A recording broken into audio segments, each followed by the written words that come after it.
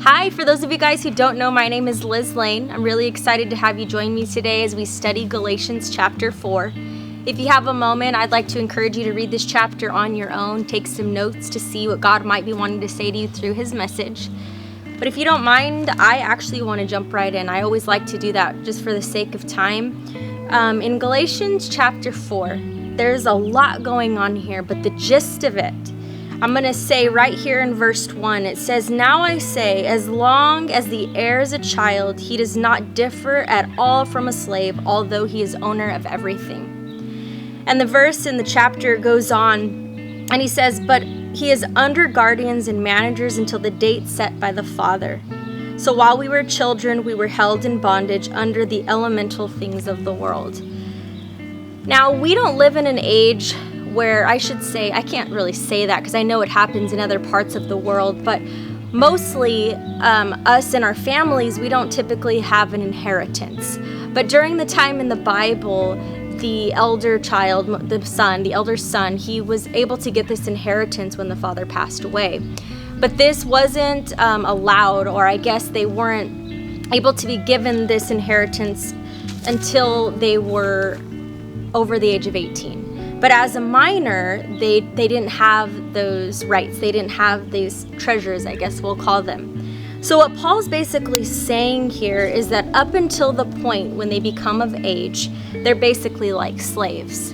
Now, since we are not in this time and we're not going to be thinking of our lives in the terms of us getting an inheritance, I want you guys to take that concept and I want you guys to think about a spiritual concept, a spiritual inheritance. As God's kids, right?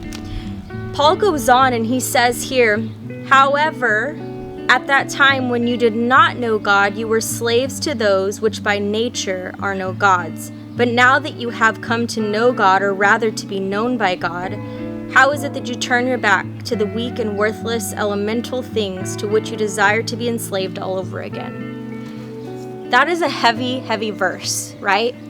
When you think about that inheritance and when we become Christians, it says here in this chapter that we are adopted into sonships of Christ, that we are adopted, we're his kids, right? Everything that belongs to the Father, everything that belongs to the Lord belongs to us. As his kid, you're his kid, right? In our family, I have these two cousins who they were told by doctors that on her end and on his end, they were not able to have kids. They had less than a 1% chance of having kids. So they took that moment, they grieved, and somebody brought up the idea of adoption to them, and it was like something clicked. So they went through this long process, and they were able to adopt this beautiful baby boy. A couple years later, they adopted this beautiful baby girl. And I will tell you something, those kids, my little cousins, they're my family. They're my family. When I look at them, they are my blood. They belong in our family. We buy them birthday gifts. We celebrate them. When you look at that mom and dad, you would never be able to tell that they were not from their actual bodies. They are our family. And I don't know what your life looks like. I know that a lot of times when you read things in the Bible and when you have like references about fathers and, maybe you didn't have a great relationship with your dad. I don't know your story. But when you read this and you see that God says, "I've adopted you," that means that you're his kid. That means that there's nothing that you can do that can separate you from his love. It goes on here, and when I read that verse in verse 8, it says, you're going back to the old things. And I think a lot of times as Christians, we forget whose kid we are. It says here in this verse, it says that you are his. Can you let that sink in for a second? You are his. You're his kid. Everything. That means that the peace that he gives, the love that he gives, the joy, the abundance of Christ belongs to you as his kid.